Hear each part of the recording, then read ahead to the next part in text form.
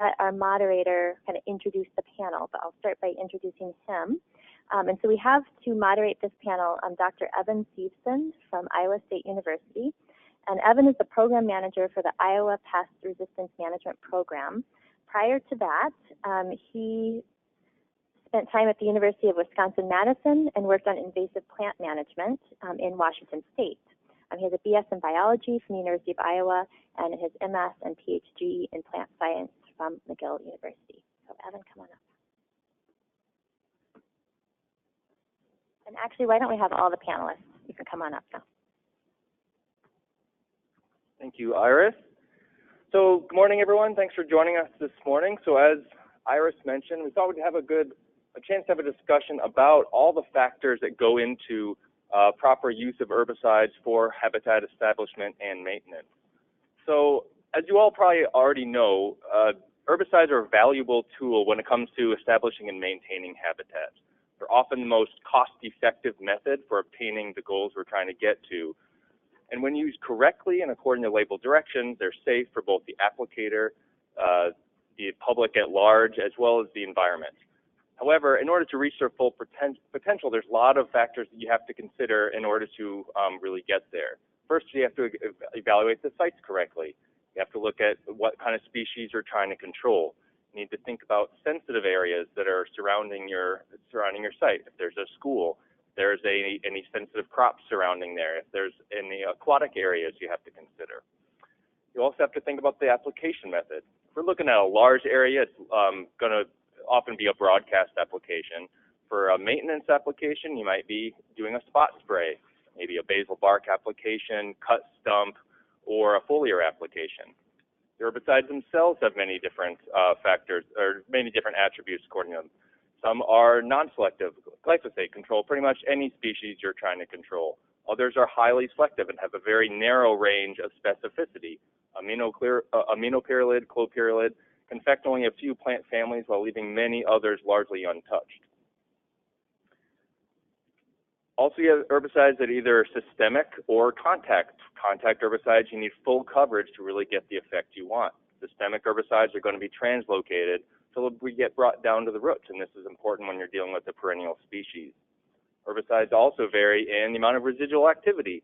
Some, like glyphosate, are tightly bound to the soil and have virtually no plant uptake, while others have residual activity for months afterwards, and it can affect plantings or seedings months down the road. So these are all factors that we need to really consider and plan in advance so we don't either harm our future establishment or really get the full benefit of these tools. So, today we're going to have this discussion. We have, like Iris mentioned, a few experts up here. They're going to help us with that. So in order to establish a baseline, make sure we're all on the same page, we're going to have each of our panelists give a short presentation about a topic or about a discussion area, and then we'll kind of move on after that and do our discussion and questions after they're all complete. So first this morning is Travis Rogers. Travis is a market development specialist in pasture and land management business with Corteva. He's based out of Charleston, South Carolina. He's been with Dow and now Corteva for the past 22 years, with some of his primary responsibilities including technical and sales support, training, and market people and product development. Thank you, Evan. Good morning. So we had a meeting prior to this meeting to kind of talk about some of the topics that we wanted to cover. So a few things, we got some guidance on some of the things that we wanted to cover.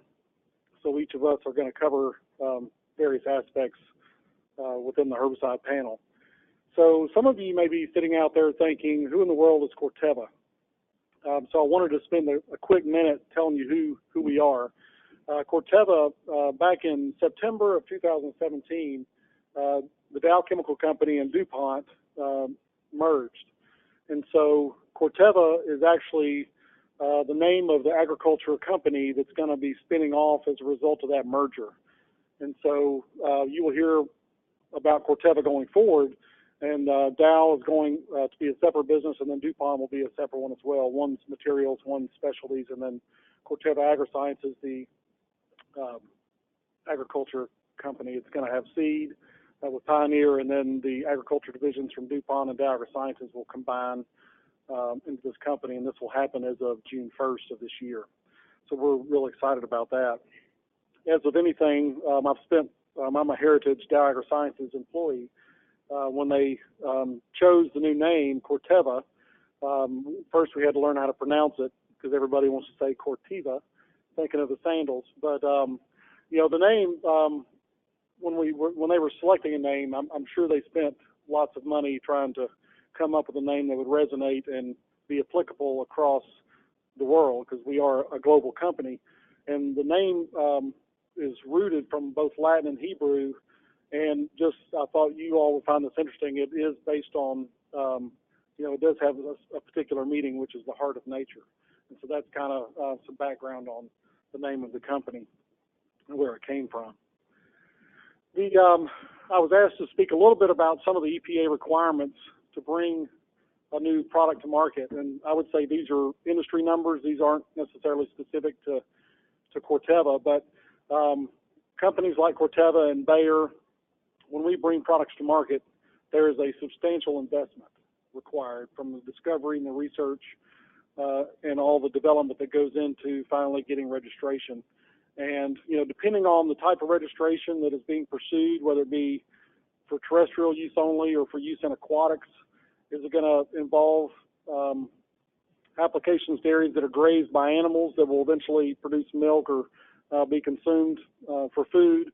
It can be 10 to 12 years and cost anywhere from $250 to $350 million.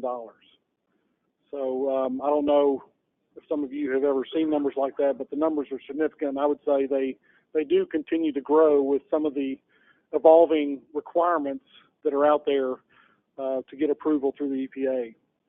Now, these products are rigorously scrutinized when they come to market, and there's a minimum of 6 different divisions within the EPA that have to that we have to meet their guidelines and pass all their rigorous tests, and some of those are listed here.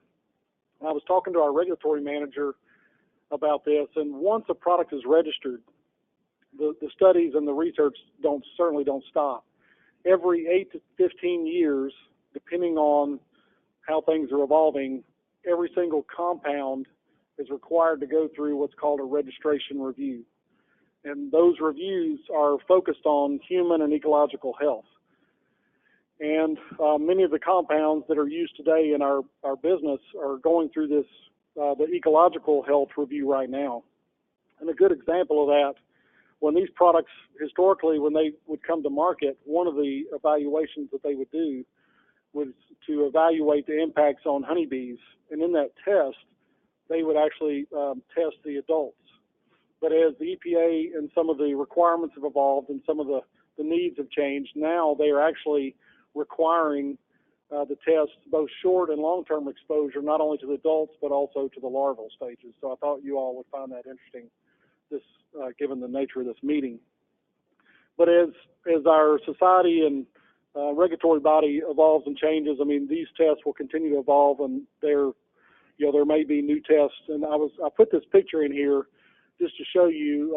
This is a picture from the data package that was going to be submitted to EPA for one specific compound. So it's a very rigorous, time-consuming process to go through EPA registration. These are some of the compounds that are registered for use in right-of-way. Many of these are ones that you've used, and they can have different trade names, but there is a good selection of chemistries out there that are available for use. And I'll show you this chart because what I wanted, one point I wanted to convey was something that's very important, comes back to education. And when you're choosing products, you really need to make sure you understand the product attributes, depending on what outcome you're looking for. And that's where folks like that are on this panel can help provide guidance, and some of the peers in our industry is, are the products that you're using, do they have residual activity, meaning they will control plants later on, or is it just a post-emergent only herbicide? Some of them are approved for terrestrial, some of them are approved for aquatics, some control grasses, some control broadleaf weeds. Some control broadleaf weeds but have a very narrow spectrum, as Evan said. So it's important to kind of understand the chemistry behind and couple that with your management objectives. That way you get the desired outcome that you're looking for. You know, when I think about managing right-of-ways, whether it be roadside or electric utility, gas and pipeline, you know, in my opinion, and I think it would be the opinion of many of you, our ultimate goal and objective is to control those woody plants, those species that would be deemed incompatible with the primary purpose of that right-of-way. If it's a roadside, you know, similar thing, it's maybe more from an encroachment standpoint. But another species on the, what I would say would be on the hit list would be invasive plants. These are the two. When I think of trying to maintain and establish pollinator habitat, the two things that everybody needs to keep in mind, and I heard this theme pretty consistently yesterday, is controlling woody plants and your invasive plant species or noxious weeds. I was going to show you this picture. This is an example of a right-of-way showing just some differences in herbicide selection. You know, from a utility vegetation manager standpoint, this right-of-way probably looks pretty good because the risk of an outage is relatively low. The woody plants that are out there are no more than waist height. But when they go in to do a vegetation management maintenance, you know, one of the things that I wanted to point out, we did this demonstration. So with that right-of-way, you saw the before picture, we were using low-volume backpack application. And what we did is we split the right-of-way where underneath the wire zone, and in one, we used the same application method, but on one side of the right-of-way, we used non-selective herbicides, and on the other side, we used selective herbicides. And you can see the difference between the two here. And, you know, again, the application method was the same, but based on the number of woody plants that were there, the outcome was obviously very different. You know, we maintained a lot of that low-growing desirable plant cover with the use of selective herbicides. One thing that I would also like to get across is, you know, Corteva and Heritage Dow and even DuPont, we've been committed to understanding the impacts of vegetation management practices in biodiversity for a very long time. We've been a partner in some research that's been going on at State Dam Lane 33 and Green Lane. This is based out of Pennsylvania. This is the longest continuous running research project in the U.S. It's been going on for over 60 years. And what we've done is we've looked at various management practices from hand cutting, mowing, and various types of herbicide applications to see what are the impacts on habitat and different wildlife and insect species. And I'll just share with you a couple of highlights. One, and the most recent thing that we've done is concluded some work on honeybees. They just finished a 3-year study looking at impacts, again, from each of those different management techniques and what kind of impacts they had. And what they found was selective herbicide application, the treatment sects or plots where they use selective herbicide application supported the highest number and the greatest diversity of bees. And they actually found two species or two specimens of the yellow bumblebee, which has been on the decline in eastern North America since the 1930s, I believe. And, you know, I think it's been recognized as a species vulnerable to extinction, and they found those species in some of the plots where they had actually been using herbicide. And these conclusions also concluded that IVM, which includes the use of selective herbicide application, is compatible with supporting native bees. When they looked at impacts on plant communities, what they found was the appropriate use of herbicides and application methods would support diverse plant communities. Practices using selective herbicides result in diverse vegetation, and mowing only as an approach provide the least amount of diversity. They've done some multi-year studies also on butterflies and found that excluding hand cutting, the herbicide and the mowing followed by a herbicide application, which is called a cut stubble application, those did provide very diverse habitat for butterflies, and that the use of herbicides did not have a detrimental impact on the butterfly population. So this graph that you see here, this is basically took a snapshot out of a study, a multi-year study that was done in Minnesota. And I spoke with Dennis yesterday, and he came up to me and said he was a part of this, so that was interesting to hear. But I was not involved in this, but I thought it was interesting because when you look at they were trying to establish some prairie habitat.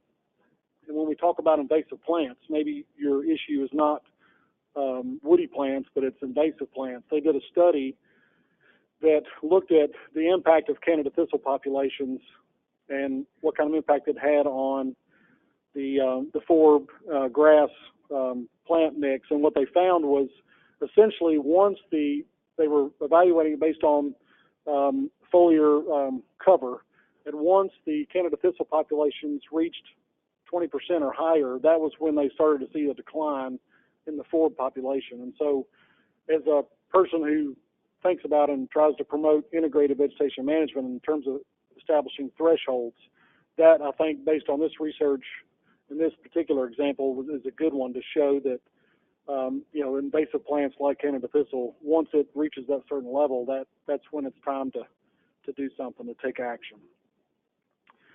So here's my contact information. If you are interested in going online and digging a little bit deeper into that State Game Lands 33 and Green Lane research, you can go out to that site that's listed there on the bottom.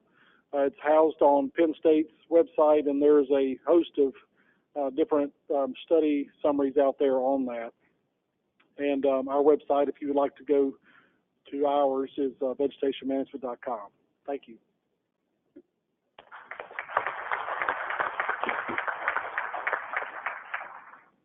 Thank you, Travis. Next up, we're going to have a talk by Jason Belcher. Jason received his BS in 1993 in wildlife science, began working with the agronomy and soils department at Auburn, and worked there for the next 18 years during herbicide research. He has a MS and PhD in weed science. In 2012, he accepted a position as the Eastern U.S. Field Development Representative with DuPont, and now is the Eastern U.S. Vegetation Management Stewardship and Development Manager with Bayer.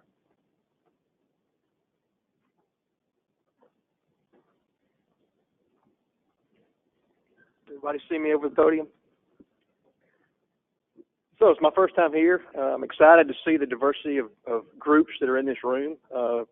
Again, didn't even know. My boss has been here twice, and I said, why didn't you tell me about this? This is a great group. I've really enjoyed what I've heard so far. So I'm going to talk a little bit about just some of the ideas we have behind promoting pollinator habitat on the right-of-way. You kind of forgive me because I'll talk fast. I'm trying to get a lot in 10 minutes, so I'm going to be like a rock skipping across the water. So with that, we all know the four major right-of-ways that we talk about. Generally, we heard yesterday about how solar farms are becoming more important. And case in point, actually, Monday I had a call from an applicator who was working with the city who was going to put in a solar farm. They wanted to promote pollinator habitat on that area, and they were looking at using herbicides versus mowing to do that. And so we walked through some things that he could do and some products. And so, again, that's definitely at the forefront of their thinking. But another area that I wonder if we think about, anybody know what this is? Crickets. This is a Walmart distribution center. I had a call last year from one of their environmental PhDs, Rebecca Haney, I believe was her name, and they were looking at ways to reduce the amount of mowing they were doing on their areas and promote pollinator habitat at the same time. And if we had herbicides that could do that. Of course, I said, certainly, let's go through it. So we exchanged emails and calls over the next few weeks, and I think we kind of came up with a plan. But it makes you wonder, and maybe this is not the meeting to have somebody like this in, but I think about, Target, Lowe's, Home Depot, and their distribution centers. There's a lot of area here that could be good pollinator habitat. And so I think, getting them involved, and I'm not sure how we do that, but just maybe inviting a key person to a meeting might be key. So, again, just something to think about there. There's obviously a lot of different methods we use to manage our right-of-ways. I've shown some of them up here. I'm going to pick on mowing a little bit because I think mowing is one that's done across the board on all of them. You're going to see some type of bush hogging or mowing done. Also, you have brush cutting and hand felling, of course, are also tools. And at the end of the day, sometimes you just got to grab every tool out of the back of the toolbox and take out where you get the job done.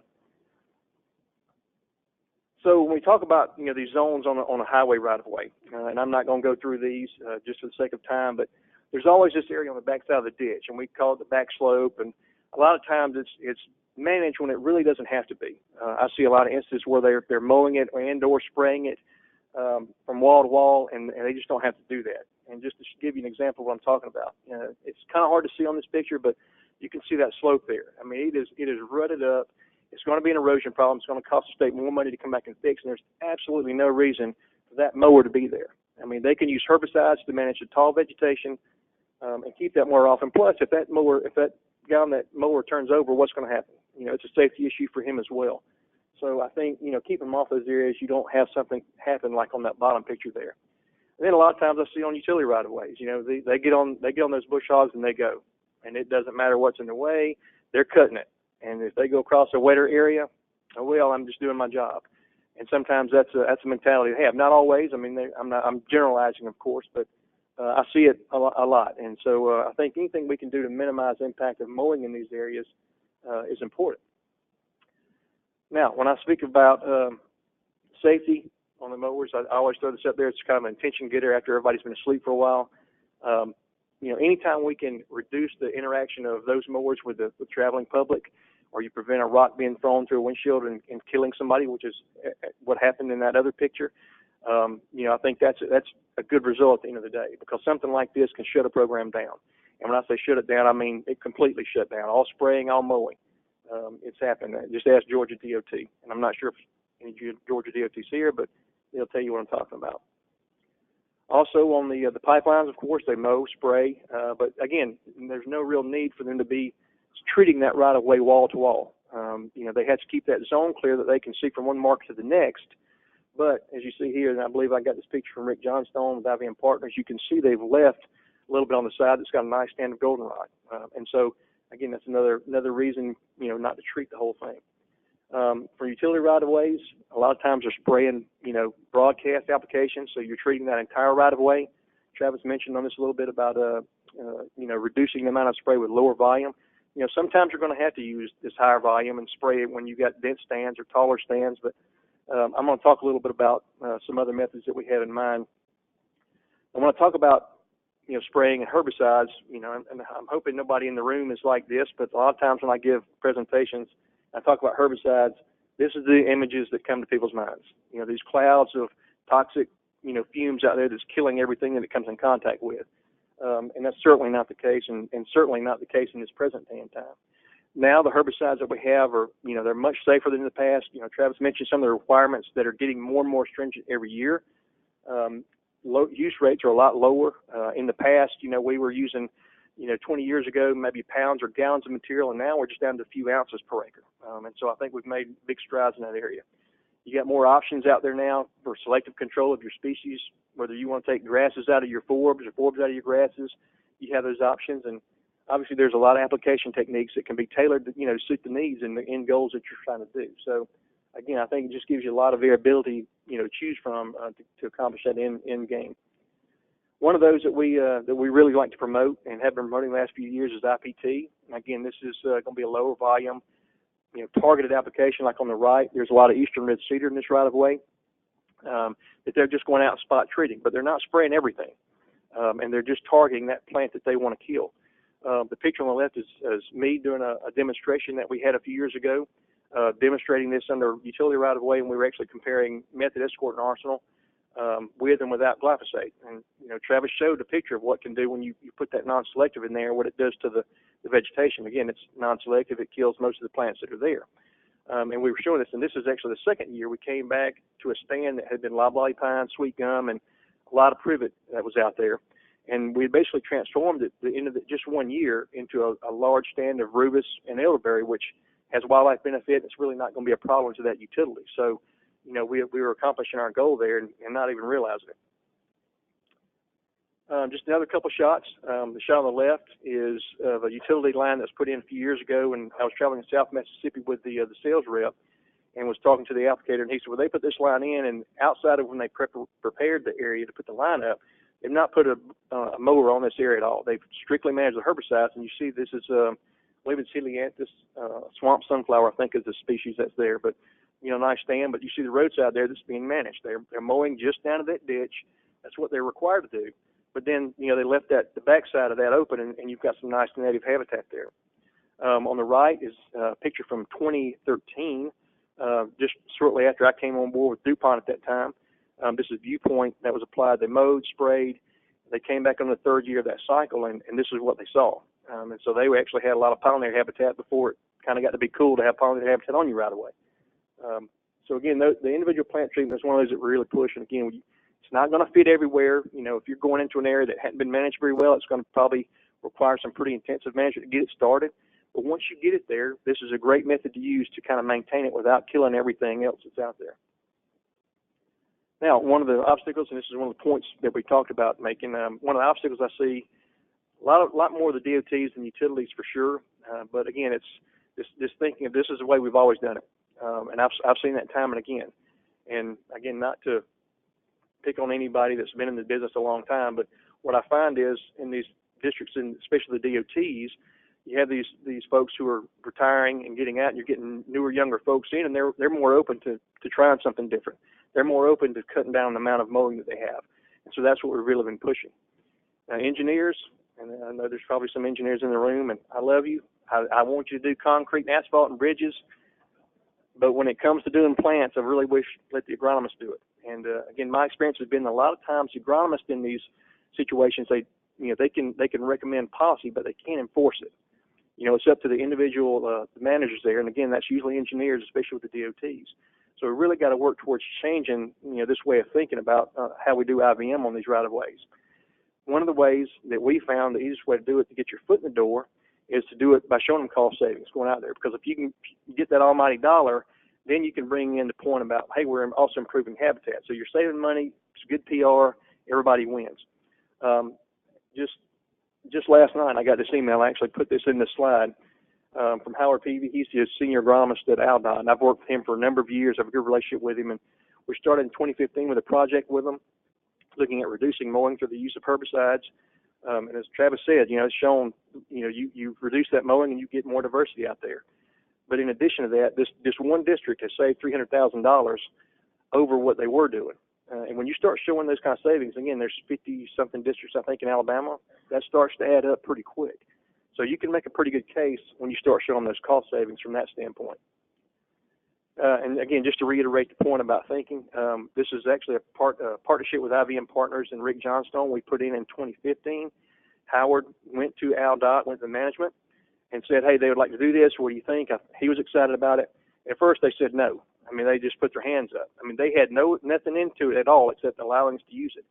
So he kept after them, and finally they relented, but they said, we don't want to be mentioning any promotional stuff. We're not endorsing anything. We're not going to have a part of it other than letting them use it. I don't understand it. I still don't understand it. But, again, that just kind of shows some of the thinking sometimes that we're up against. Just a quick word on herbicide toxicity. A lot of the work's done. Travis, again, mentioned honeybees. That's a lot where the toxicity is done. And just you can see I've got 4 families represented here, 4 herbicide families represented.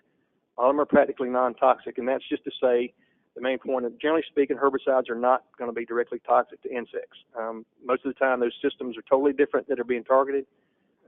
Now, you can have issues when you have adjuvants in, because those sometimes with block spiracles could affect the exoskeleton of the insect, but those herbicides are not going to have any kind of direct impact for the most part.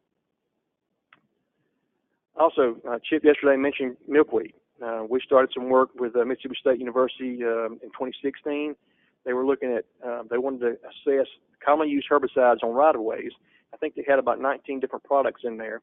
I didn't have time to go through everything, but basically they found that only 4 of that 19 had any kind of lasting impact on the milkweed. Again, you can go online, search for John Bird Mississippi State milkweed, and it'll pull up the article, and you can read it for yourself. So a lot of good work they had there. And just to kind of show what it has, this is out in Colorado near Boulder. Again, not the most friendly area to be working with herbicides, but when they saw what you could do with the herbicides, they actually became very excited because they couldn't find any milkweed plants in the picture on the left in the non-treated area. It was, these species, Canada thistle and others. After treating with Telar and 2,4-D, you can see the amount of milkweed that's on the right. It just released it, and so they were excited. Just one more shot of a different herbicide. This is actually method. This is some work Dr. Mark Renz at Wisconsin has been doing. This is on a highway right-of-way, and the main part of the vegetation you see in the background, and I don't want to turn everything off, but back here is a tansy. It's all over the roadsides up there, and he was doing some work with the method. And I took a shot because this is a 8-ounce rate of method applied in 2017 in October. This is August of 2018, and you can see the milkweed is in those plots, and you don't have any tansy. So we did a very nice job. The milkweed came back, and Mark actually said he might go out and check and see if he saw any monarch caterpillars out there whenever he was assessing. So I'm not sure where we stand with that now because I haven't seen the data lately, but it shows that we can use herbicides and still not hurt the milkweed. At the end of the day, I think this is what we're all after, make us all happy, and we'd all be better off if it looked like this. And that's it for me.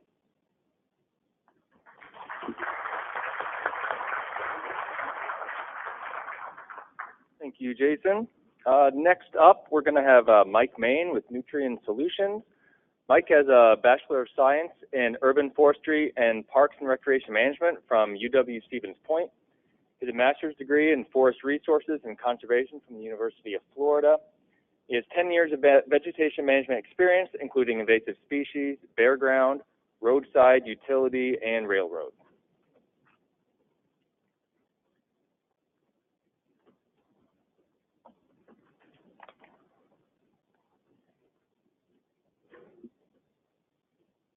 All right. Good morning. My name is Mike Maine. I work with Nutrien Solutions. So what my job is at Nutrien Solutions is I am what's called a distributor rep. So I work with Travis, I work with Jason, and my job is to work with all of you, take the information that they have about the products, and come up with the best solution for the greatest value for managing your vegetation management needs on whatever right-of-way you may have by coming up with the plan for the best application technique. I will be talking about those application techniques. So the application techniques I'm going to be talking about are probably the 3 most commonly used that you would use for managing a right-of-way. There are some other ones out there, but just due to time, I will not be covering those. Some of those are like cut stubble, hack and squirt. So basal bark application, that's kind of like, can be used year-round. It's the most selective application method. It's very labor-intensive, often most expensive method of control. Works best for smaller, lighter infestations or removing seed-producing trees from a large infestation. A good example of that is if you have a very large infestation of buckthorn, you can go through and remove the individual female trees, which are going to be the ones that are producing your seed, to help thin out your population for the next round of control. The biggest thing with basal application is you're going to want to make sure that you achieve 8 to 12 inch band all around the stem. Stump treatment, you just need to treat the cambium layer of the stump, not the whole stump. That'll definitely help save product. So the cambium layer of the stump is the area where the growing tissue is. So that's the only part that you need to treat on the stump when you're doing the cut surface or cut stump. So that way you control the tree or brush that you removed. Here's some pictures of basal bark application and then cut surface. So with basal bark, the key is you're going to want to get that 8 to 12 inch band all the way around the stem. Again, it's very critical that if you're doing basal bark, you get all the way around the plant or the stem that you're treating. If you do not get all the way around, you can have a resprout and not achieve control. So you want to make sure you get all the way around it. That, again, is where it can be very labor intensive, especially if you have a right-of-way fence or some kind of other obstruction that you got to treat on the back side of that stem. And then there is, and then there, so on the cut surface treatment, you can see there where they're just treating that outside cambium layer. And that's really all you need to treat since that's the growing tissue of the stump. Now some of the limitations. Stump treatment should not be done during periods of heavy sap flow. You're going to want to wait a couple weeks till that slows down or stops. Reason being is in the spring when you have heavy sap flow, once you cut that stump, it's going to push that herbicide out, not take it in. So that's where if you're doing a very early spring application during sap flow, you may want to use Basal Bark or again wait to treat the stumps. You are limited on the size of the tree for Basal Bark application to 6 inches and larger. Anything larger than that, larger than 6 inch in diameter, is going to be very difficult to control. Again, Basal Bark application, you have to treat all the way around the entire stem or you will not control the plant.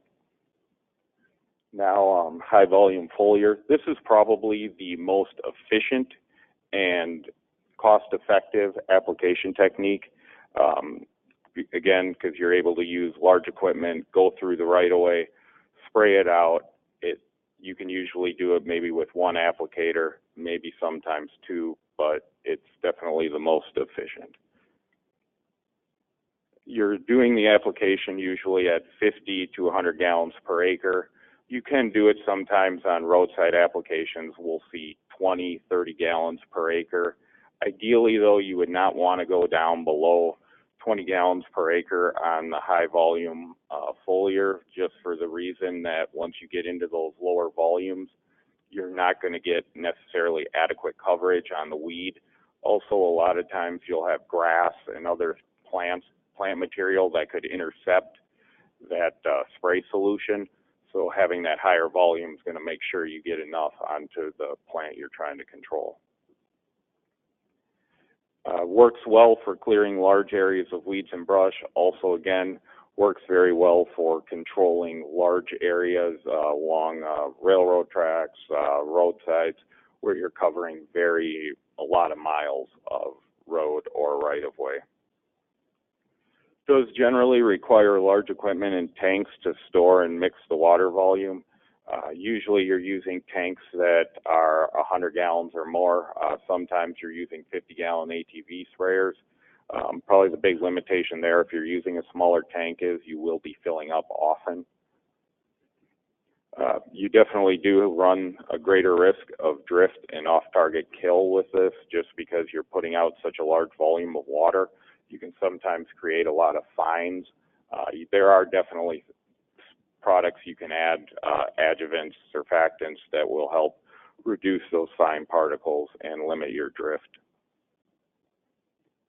All the mixtures, when you're doing the high volume, are based on gallons per acre, whether that's 50 gallons per acre, 100 gallons per acre, 20, 30.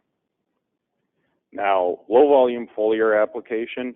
This is a great application if you're trying to do the individual plant treatment and trying to just remove certain plants. It's very selective.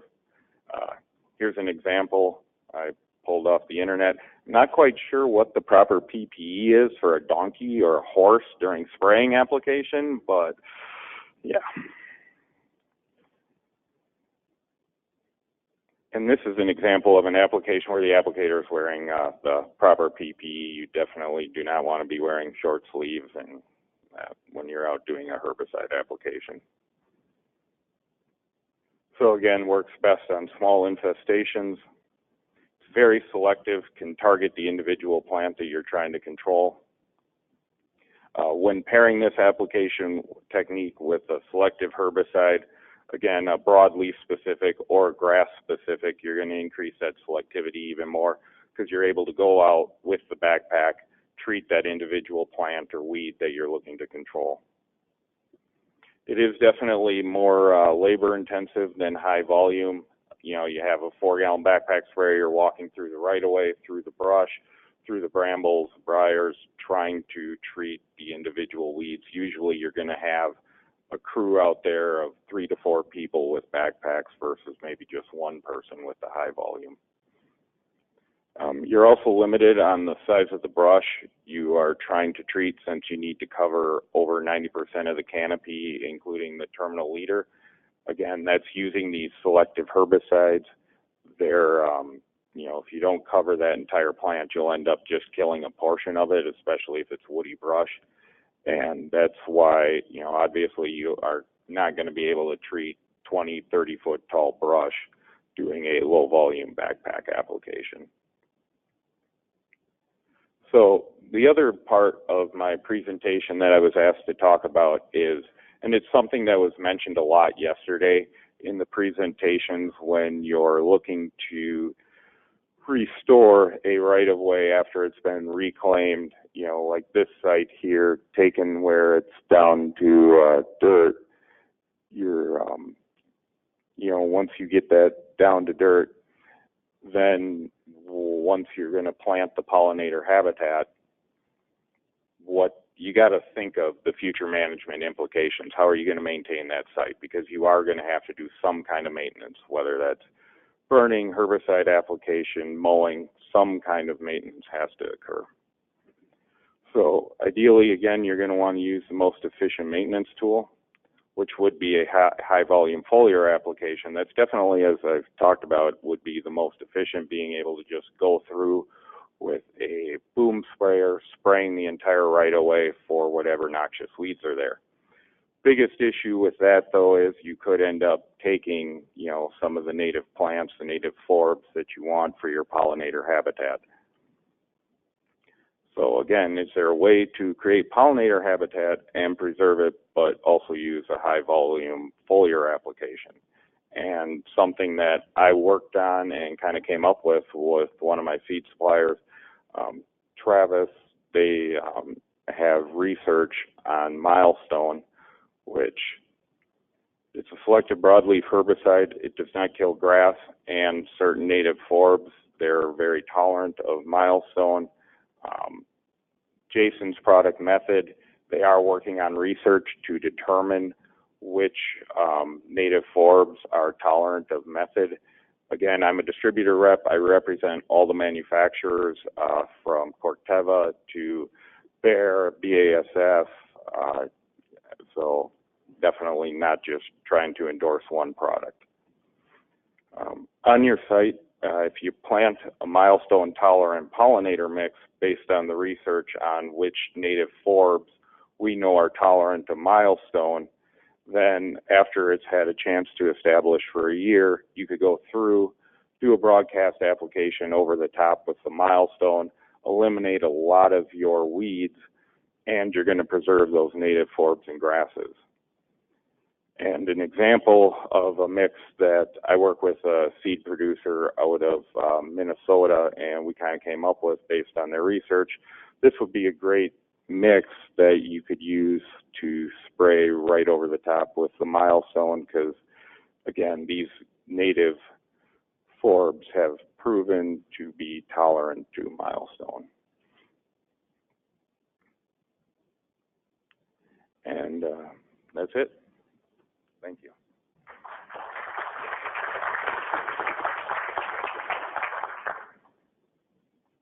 Thanks, Mike.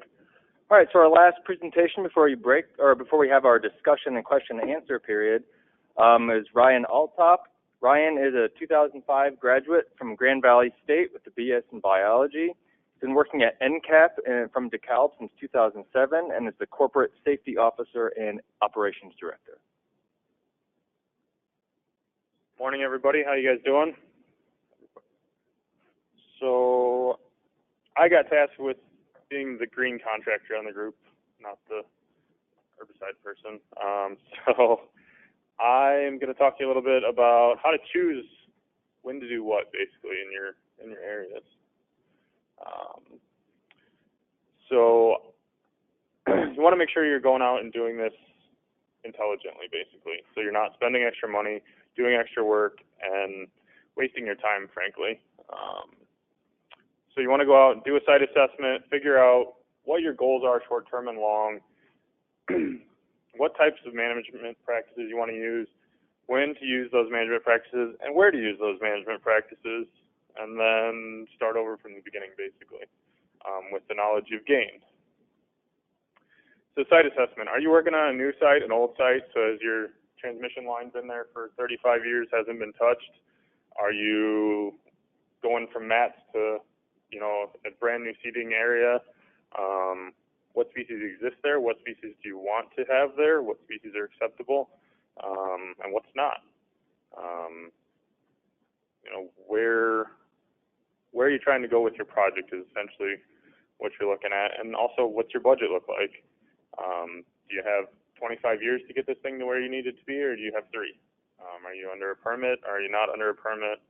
So on and so forth. Goals. Make sure, obviously, with any goal, you want to make sure they're measurable. What are your short-term goals, your long-term goals? Your outside influences, so are you working next to a farmer's field? Are you working right up against a school property, something of that nature? Again, budget.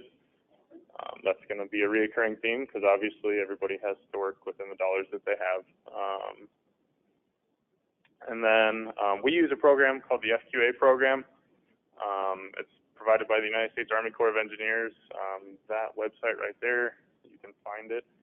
Basically, it will allow you to go out, look at the plants you've got on this job site, write them all down, take them back in, put them into this program, and it can give you the information as to what quality the area is that you're working with.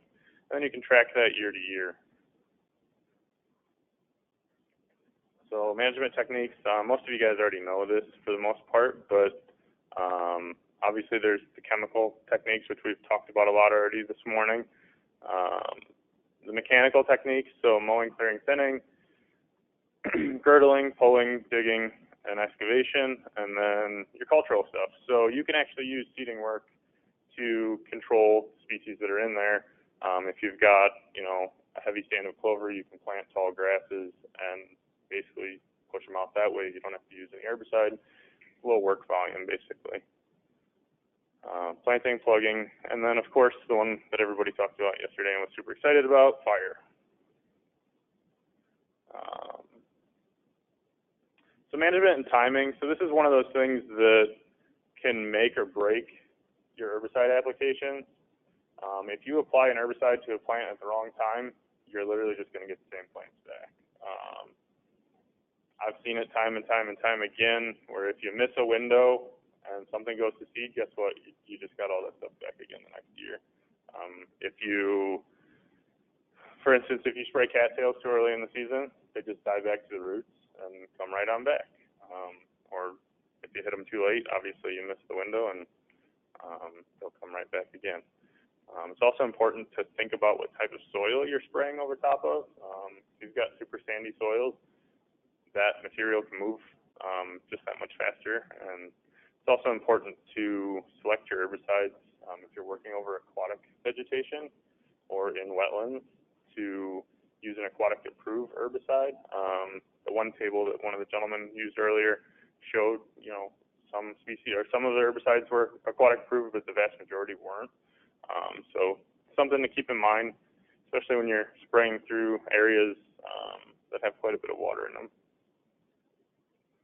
And soil, and again, cost. And like I said before, then reassess everything and figure out where you're going to spend your money at the following season or following 10 seasons or however you've got your program set up.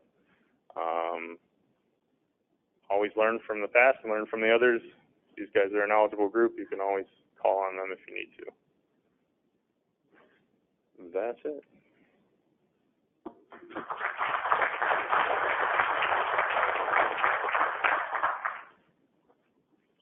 Thanks, Ryan. All right, so now we're going to do more of our discussions, kind of the main point of what we're trying to do in the question period. I would encourage everyone to, if you have a question, either from something you've heard this morning or from your projects you're trying to do, more than likely someone else in the room is going to have the same problem, going to have the same question. On the flip side, if you found a solution to a problem, again, that's probably going to be of value to someone else in the room that's coming up against that same problem in some of their own projects. So not only are we here to talk with the panelists that are up here, but also everyone else in the room to share their experience and share their insights that they've gained through their work. So I guess we'll start off. Does anyone have a question for any of the presentations we've seen, or just inspired a question that you have from your work?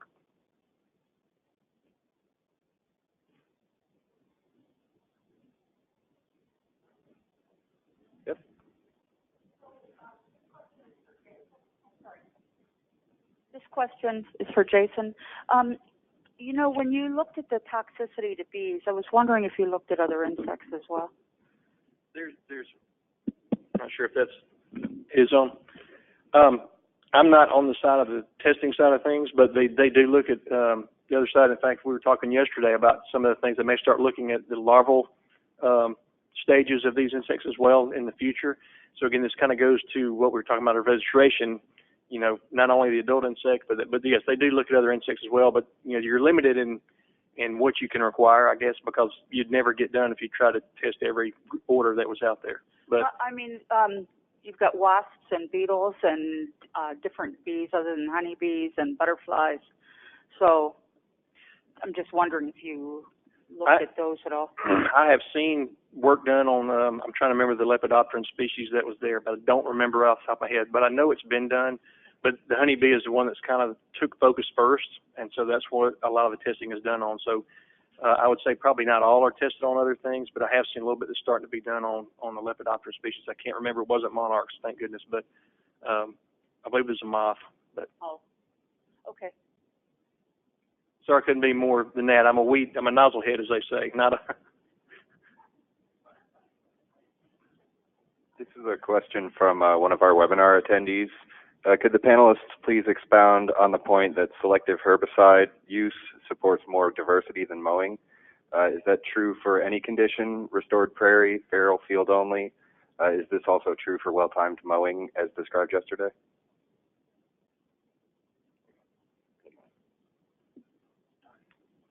All right, that's a pretty long question. I'll do my best to.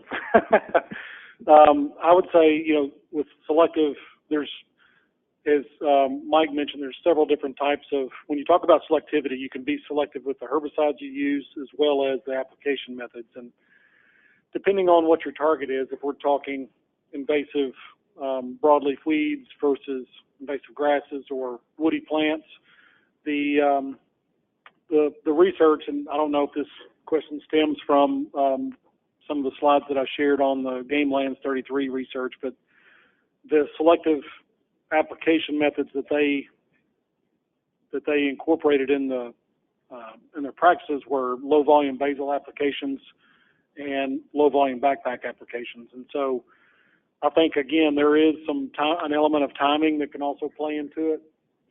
And I know mowing, yesterday they talked about that, and I think there are some appropriately there's some timing windows where mowing is appropriate. And I know going back to the second to last slide I shared on that showed the study where they did do mowing 1 year after the seeding, which created some bare ground and some plant debris or litter.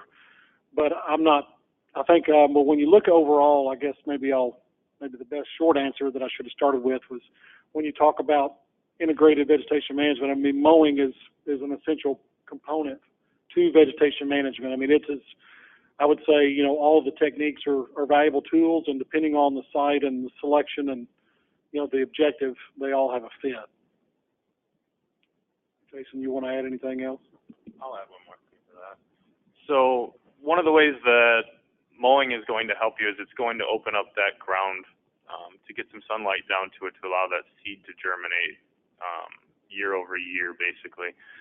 So as a substitute for fire, in a lot of like the high tension right-of-ways and whatnot, where fire is a tool that you can't really use, you can use that mowing and thatch removal to increase the quantity of forbs that you've got coming up and increase your plant diversity in that way, which is something that the herbicide has a shortcoming in, being able to open up that ground cover unless you're doing a non-selective type burn down application, which obviously isn't going to increase your diversity a whole lot unless you're starting from just bad plants and scratch, essentially. Any other comments on mowing versus herbicides? Any insights?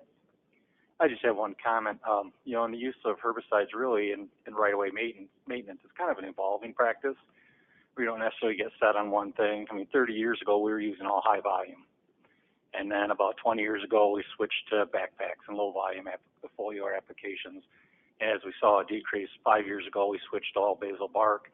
And what we're finding is that our costs actually continue to go down. We were paying our contractors out there to hand remove brush with chainsaws or whatever. Now they're just using 100% Basal Bark application, and it really works out well. So it avoids us having to run mowers down the right of way and do massive disturbance. And it's really, over time, it continues to get to the point where even landowners, which were opposed to us using herbicides because they're used to seeing high volume spray and the overdrift, now we demonstrate with them how we're using just the Basal Bark application, and we get a lot more access to lands where previously we were restricted from using herbicides. So it's really been a transition. It's taken over 30 years, but now we're back to the point where our brush densities are so low, and actually it reduced our costs significantly. So I think it's easy to keep in mind that it's not an all or nothing thing. If you look at a true IVM program, you're going to slowly transition from one type of herbicide use to the next. And our herbicide volumes have significantly decreased on what we're using between, a foliar, even a low volume foliar down to a Basal Bark application.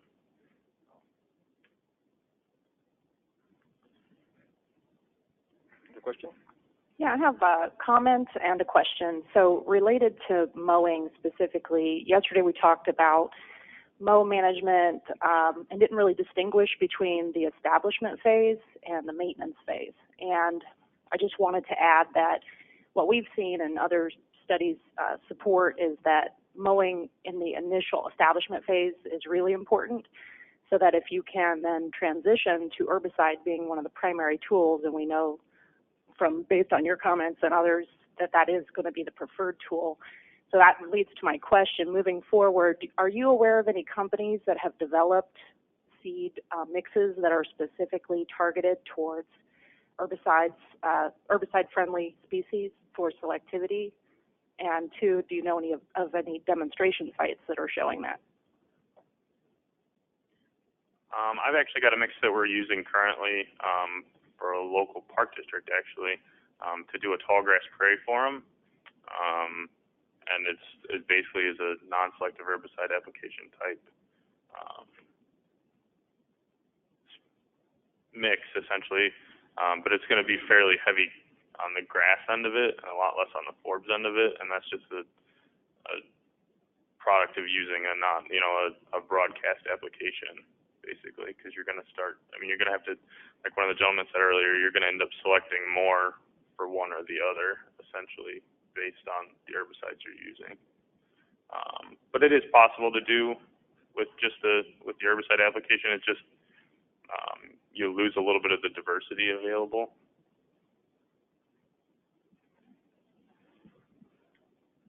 So just to follow up on that, I'm not aware of necessarily any seed mixes that are targeted specifically for being able to be put out and then sprayed over. I hesitate to say, but it would not surprise me if we have some GMO seeds somewhere in the future.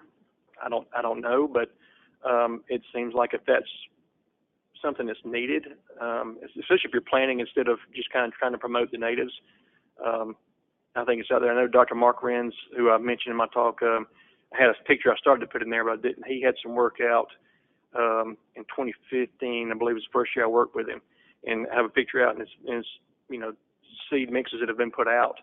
I don't remember all the species right off the top of my head, but he tested Milestone method, Esplanade, and he was looking at, what species was able to come through that. And they were all applied prior to emergence. So, and it was very interesting looking at Milestone method in particular, because both of those are broadleaf compounds. But you would have some plots that had method where one species seemed to thrive and flower, and Milestone wouldn't have it, and then Milestone would have maybe the opposite. So there's a lot of differences that surprise me between chemistries that are very similar. And I know there's work that's being done, but I'm just not familiar with anybody that's really put together a list yet that kind of tailors a mix to tolerance. That was kind of, if you saw on my last slide, I worked with a seed producer actually out of Minneapolis, and we put together a 4-grass pollinator mix that would be tolerant to Milestone. So, you can definitely create a mix based on Corteva's research that should be tolerant to Milestone, would be able to be broadcast sprayed over. I live in Rochester, Minnesota. I have a friend that works for the city of Rochester. We're actually going to take a site and plant it with that and throw some different herbicides at it after a year of establishment and just kind of see exactly how well that holds, and even try some different herbicides just to see if we could definitely create a pollinator mix that's very herbicide tolerant. This is another question from the webinar. What tips do you have for the group to work with landowners about herbicide applications? When we say landowners, are we talking like residential, or is it Forest Service? I mean, any ideas?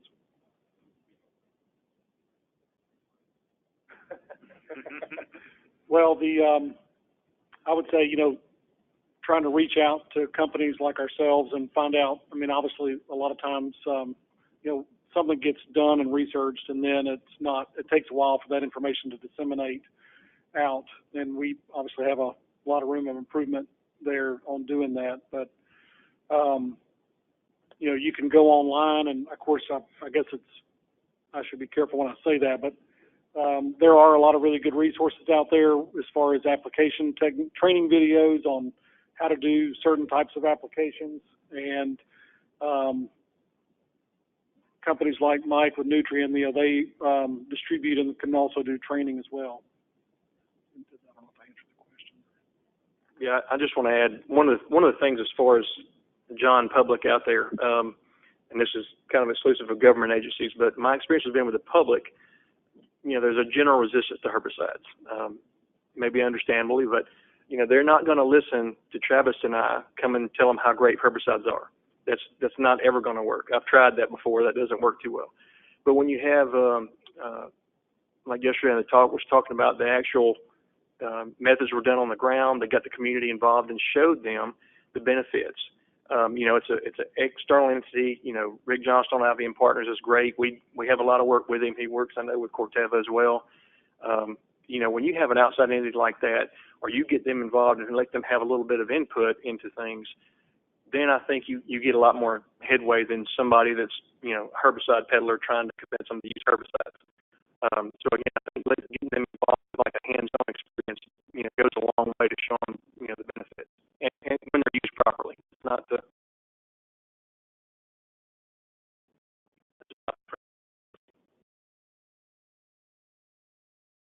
part of it too.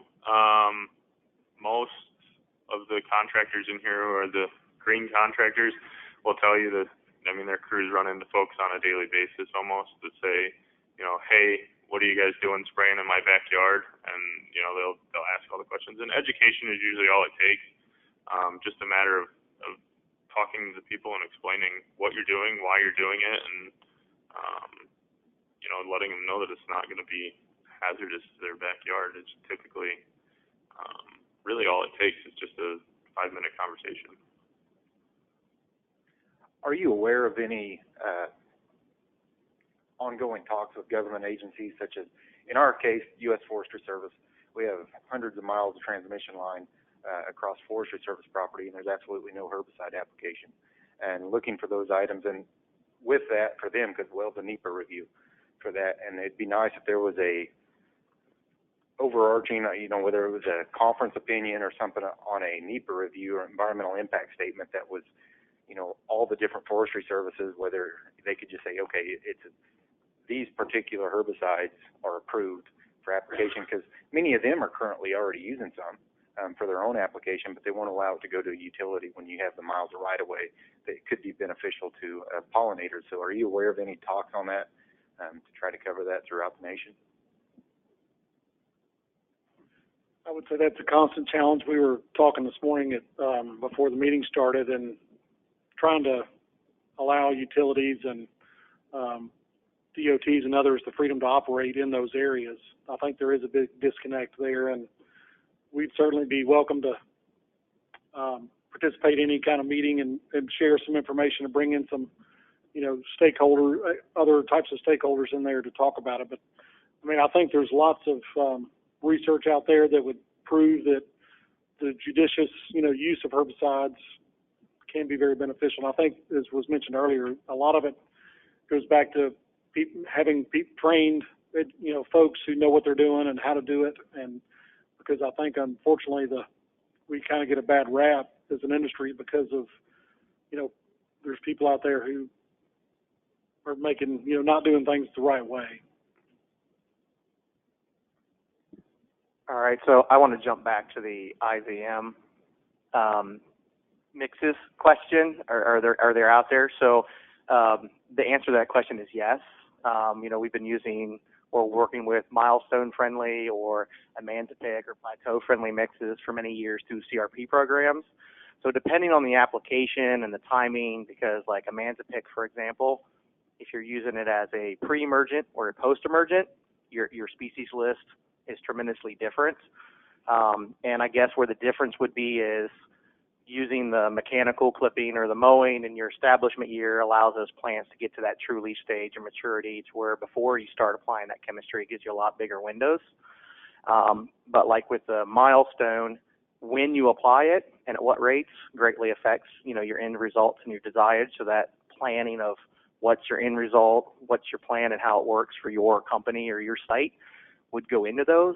But I guess the short answer is yes, there are mixes you can design to work very well with chemical overspray. You can even use cool season grasses to get quick establishment and then use some of those selective herbicides to remove those as your natives start to come on and open it up for them. So there's a lot of good applications that you can use your herbicides to kind of mold and transform your stand over time exactly where you want it. So I have a quick comment. There's been a lot of talk referring to Milestone, and just I think it's a good idea to remember the families that they're coming from and the common name. So Milestone, if anyone's not familiar, is aminopyrrolid. So that's a growth regulator herbicide. So this can be kind of related to 2,4-D dicamba. It's going to be in the same family. So I imagine for most on rights of way, you're not going to run into resistance issues as much, just because I work in that area a lot. If you start getting close to agricultural land, it is a good idea to know what families the products you're using are from, and just know that there are a lot of plants out there that do have resistances. So keep that in mind, especially as you get closer to the agricultural areas.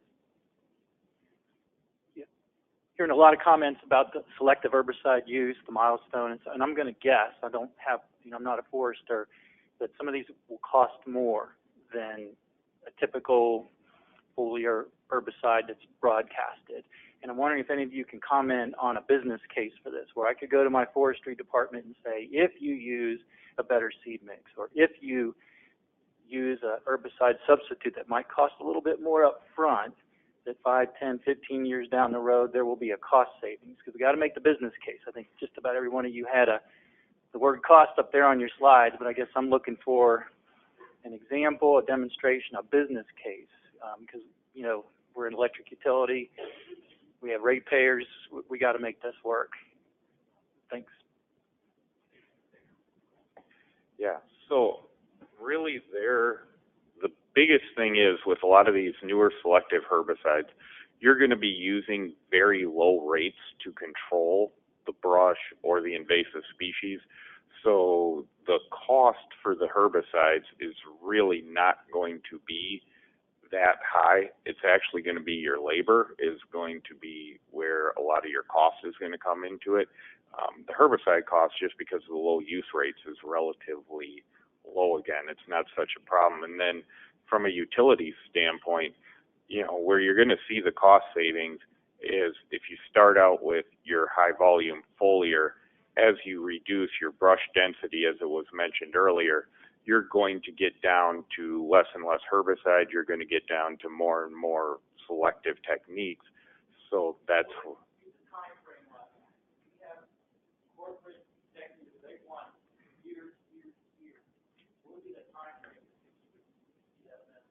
I think you could see it in as soon as 2 cycles. So like I did line clearance work for close to 7 years for XL Energy over in Wisconsin. And it was pretty much a reclaim high volume on their rights of way. We were spraying brush 15, 20 feet tall, sprayed it all high volume, knocked it all down. And then the following cycle, so 4 years later, came through, mowed all that dead brush down just to clean up the right-of-way. And then another 4 years, it was all just backpacks or spot application because you were able to drastically reduce that brush density from that first high volume application.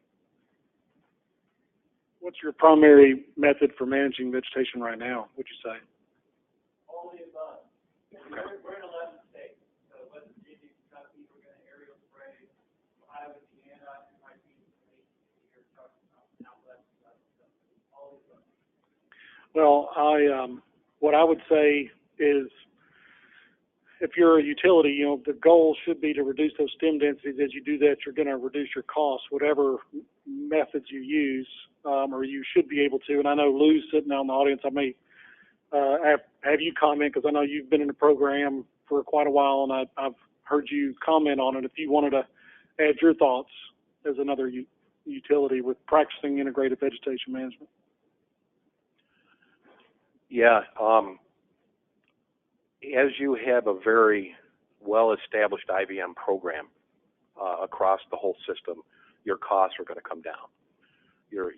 Because your desirable vegetation is going to increase out there in densities. So the undesirable vegetation, the densities is going to decrease, the heights are going to decrease. So it's going to cost you less money to go in and target those. And that was a point, a comment I wanted to make with Ryan too, was when you talked about management techniques, you mentioned chemical, mechanical, and cultural, and you missed biological. Because once you have that well-established IVM program out there, and you've got that low-growing plant community out there, you're basically maintaining that. Right. So you're really managing vegetation with vegetation. So you're going in either using your IPT methodology, individual plant technique, or small spots where you're mowing to take care of that. So the biological control is going to be your main feature once you have that well-established program in place. And those dollars do come down. The cost, I typically use a low-volume foliar technique across my whole system. And my low-volume foliar rates are very low compared to a high-volume foliar application at this point. And it's even lower than a basal bark treatment as well. So because it's well-established, I'm using the same crews. I have a 4-year contract, so I'm able to keep the crews for 4 years out there through my whole cycle. And I've been able to keep the same foreman out there on my program for the last 15 to 20 years. So it's the same guys doing the work. So they're very in tune with what I'm looking to try to do out there. One other comment I did have too is when you were talking about landowners and dealing with landowners and notification, is a point that needs to be made here and hasn't been made here, is that the folks that are doing the applications out here in probably every state have to be a licensed certified applicator.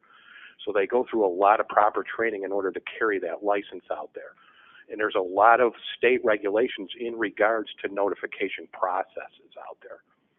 In New York State, we have to notify 48 hours in advance to what our applications are going to be, and we have to provide all pertinent information out there. So basically, I have to provide labels to all the landowners out there prior to any application. So that's a real key component, because they're trained individuals. They carry a professional license out there to make these applications. So it's not just somebody that you pick up off the street that's out there making applications willy-nilly, So they're trained individuals. The whole crew is trained on, what they have to do out there on plant ID, as well as on herbicides and the mixes and the rates that they're using out there. So I'll just make one more comment too. There's an industry study that was published, I believe it was spring of 2018, John Goodfellow and Chris Nowak, if you're familiar with that, and they looked at mechanical only versus IVM, which again, IVM including all the methods, and they demonstrated, I think to Mike's point, I think it was the second cycle that they saw where that's where you recoup the cost of that. Okay, if I go from mechanical only to an integrated approach, it's about the second cycle that you start to see return on that, and then from there on out, your costs go down significantly.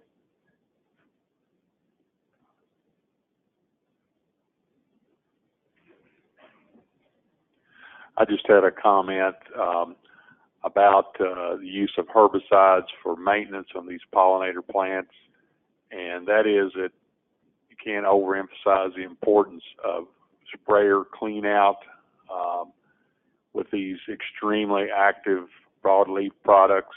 I'm thinking of Method and Milestone.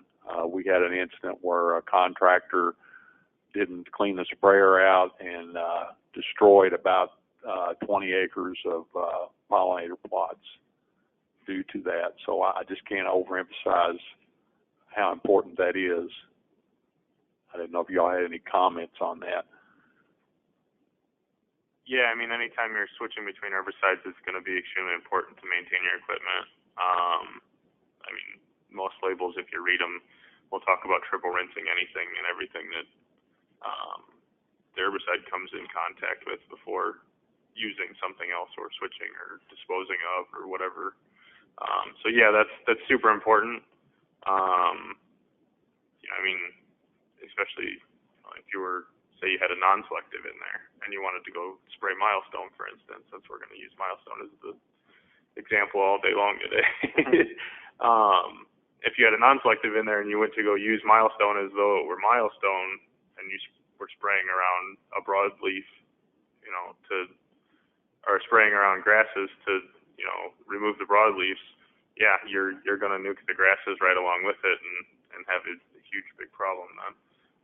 Another thing to note is those residual times before those herbicides leave. If you're out there spraying with an herbicide and you intend to seed, it's very important to pay attention to that because you will literally just have your seed die right where you put it down at if you're trying, if it's something has an extended residual. Can you talk a little bit about the experience level of your employees? I can. So most of my people that are on the ground have a 4-year college education in natural resource management or ecology.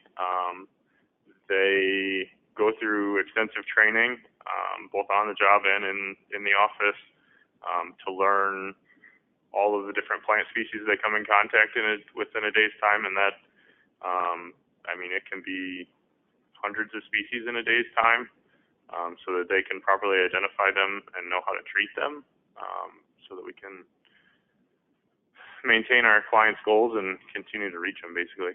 So basically, literally in my pocket right now, I have herbicide licenses for 3 different states. Those all require testing to obtain. The nice thing about some of the states is you can do a reciprocal, but you still have to pass the test in at least one state. But you're looking at state to state, completely different species sometimes even. From northern Illinois to southern Illinois, there's a vast range of the species that exist. So yeah, there's a lot of education that goes into it. Classroom time, field time. Most of my staff are plant geeks, for lack of a better way to put it. I mean, they love this stuff. They don't necessarily do it because they're going to get rich doing it. They do it every day because it's really what they truly enjoy.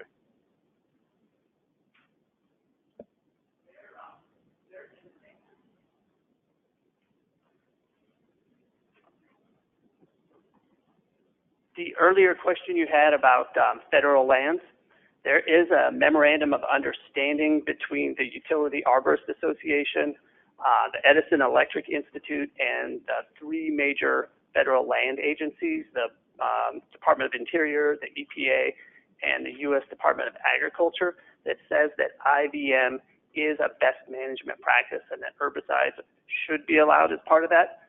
So I would recommend you check that out. Getting the local managers to agree with that is really a different battle, but at least you have their department heads having signed off on IBM and herbicide use as a best management practice. So that's something that's available to you. The question I have is really for the herbicide companies, for Corteva and Bayer. There was a lot of discussion about agriculture and the impacts of agriculture on habitat, and you got agriculture is probably a much bigger business segment for you than right-of-way management. Can you tell us a little bit about maybe what might be happening in terms of discussions and how to bring ag to the fold, or would you be willing to go back to your companies and let them know that we need your help bringing agriculture into this discussion about how to create more habitat in our country?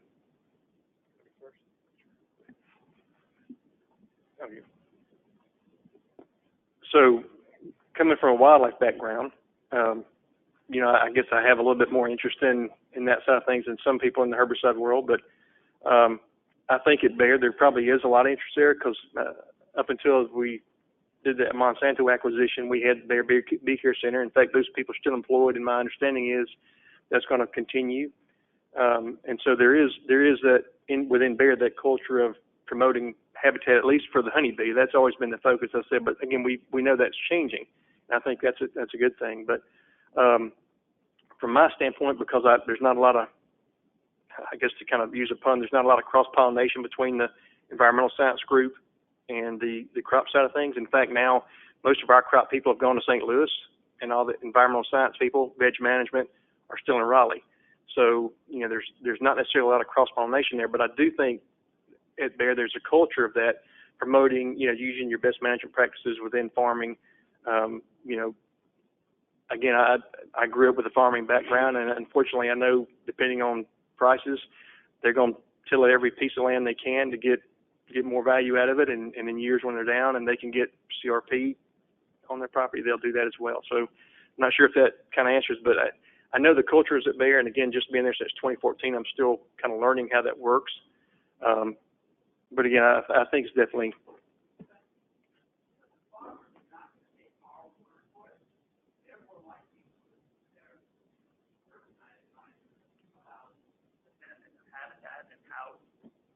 How important habitat is. They're going to listen to you, your companies, more than they'll listen to us. Well, I think it's definitely, when we were doing, when I was doing some fact finding years ago, looking at the impacts of pollinators, and when they came out with the White House Task Force, and you look at how many crops are pollinated by bees and other pollinator species, and it is significant. So I think, as an industry, I think we do take it serious. Like Jason, I'm specifically work in the pasture and land management business, but we need to make sure we're reaching over, across the table with our crop protection folks and seeing what they're doing and try to get them engaged. I'm not aware at this point. We, just like many organizations, kind of you end up working somewhat in silos. So I think there's definitely room for improvement. I'll make a comment on that. There are some organizations, there's a Monarch Consortium and some other groups that are trying to bring in, to see the advantage. In order to get to the acres they need to get to increase that monarch habitat, farmers are, a very key part. You're not going to get it just with backyards and suburban lots. You really need to get farmers on board. So there are efforts to bring in, private industry. I know Pheasants Forever is very active in this, as well as some, the researchers getting the farmers groups involved in that. So there are efforts ongoing, but it's like you said, it's an ongoing process. Just a couple observations. IVM is really about tools in your toolbox, right? So whether you're mowing or basal spraying, whatever those tools are, part of the art of our job that goes along with the science is knowing when to use that tool appropriately. I'm a contractor in St. Louis, so we have a big problem with bush honeysuckle. Well, bush honeysuckle gets sprayed with a high volume or a low volume spray when everything else has gone dormant. So it provides me an opportunity to keep my crews busy for maybe another 4 weeks when we're done with all of our stewardship tasks for the year. So it's a matter of managing that crew, managing that sales of an expectation of when that honeysuckle gets controlled. So that technique works well. We had a good discussion at our herbicide meeting yesterday at lunch, during our conversation at lunch, and what struck me out of that conversation was chemicals that are used in Georgia may not be apropos in Minnesota or Missouri. And so the chemical industry is challenged with creating a label and a market that's applicable across the country. But there's successes, and as your contractor or as you're managing these right-of-ways, you've got to know what's really working well and what stays around or what migrates and what doesn't. And so, again, it becomes part of the art. And I would just share one thing from an ag side. In 2017, the state of Missouri Department of Agriculture received over 5,000 complaints from dicamba drift that was sprayed on agricultural fields. And so fruit orchards and residential properties, because when you spray out of a nozzle sprayer, there's a mist that comes out. And when you're in an ag sprayer at 10 foot with a 3-mile-an-hour wind, that drift can go as far as 5 miles. So, when we're working on our right-of-ways and to get to the low-volume spot control as opposed to high-volume, those impacts really are a lot further than just our right-of-ways. And then one last thought. If you've done pollinator work and you start with a list of species, as the years go by, that garden or that pollinator plot changes. And so we've got a couple of projects in St. Louis that we've been working on for over 10 years. And the mix that's there today is considerably different. And the exciting thing is we're getting some really classic, hard to seed and be successful species coming in all on their own and establishing within the prairie. So it's kind of this real happy moment when you walk through and you find stuff that you know that you never planted there, but now it's there and it's growing and it's doing well. So thank you. We do have another comment from the webinar. Enable Midstream has demonstrated a minimum 30% cost reduction over a 5-year implementation period from going from a straight mowing program to a IVM transition.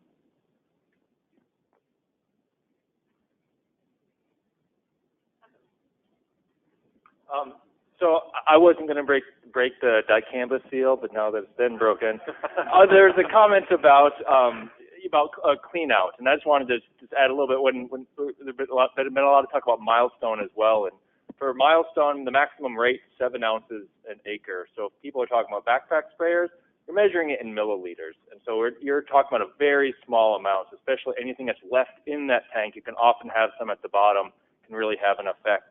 As far as dicamba, they've done studies where they show that a 1/100th and lower rates can have effects on non-target plants. I mean, soybeans is unfortunately one of the most sensitive, so they can have a 1/100th or even lower rate in that can really have damaging effects on the plant. So again, just the importance of that equipment clean out is very important. Any other questions? If I could just make a comment from some of the things that have been said too, and I'll use this as an opportunity to advocate for if you are hiring contractors or if you're doing it in-house. I think it all goes back to education and training, and maybe if you're choosing between a contractor and one is willing to do it for less than another, you really ought to ask those questions of what kind of training do your folks get? Because I know in some states you can have technicians that work under somebody else's license, and I think versus a contractor who maybe everyone is licensed. I mean, obviously there's a cost involved for them to do that. They might have to pay those people more for those additional trainings, but I can't emphasize enough, and there's constant room for improvement on making sure the technicians and there's the supervisors are educated all the way up to the engineers, as far as seeing the value and the benefits of integrated practices. So I'll just use that as a plug. I would say go for quality over quantity. Make sure the folks, because again, making a bad decision not only can leave you with the bad result, but it can lead to a lot of scrutiny, unwanted scrutiny as well. There's definitely something to be said for having qualified contractors on a job site. Asking for references is a huge, big deal. Ask them to give you examples of projects that they've worked on previously. If you've got a guy that's, been spraying turf grass his whole career, he's not going to know what he's looking at when he walks into the right of way. He's going to see perennial rye, and that's going to be about it.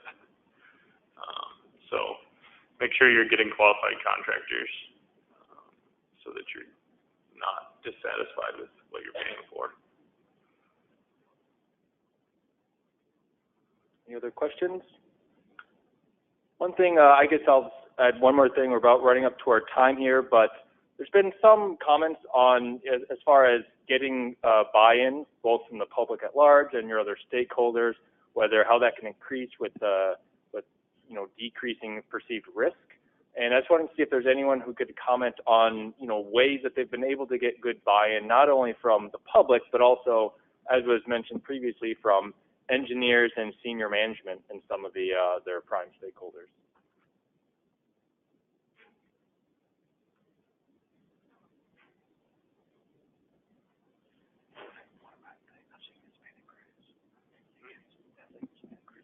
Hi, good morning, everybody. I'm Madeline. I'm with Clarion Software, and I was just actually talking to him a minute ago about this.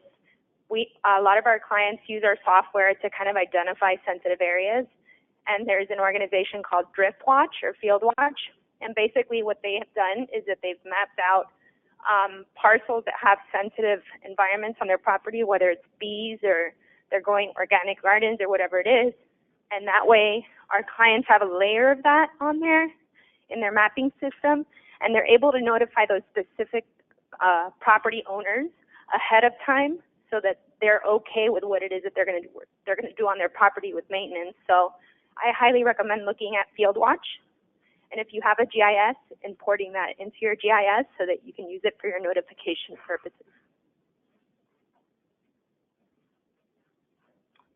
Thank you. So if there's nothing else, we're pretty much out of our time here for this session. But if you have any additional questions, I encourage you to come up to anyone that's up here or anyone else, and we can ask those questions and continue the conversation.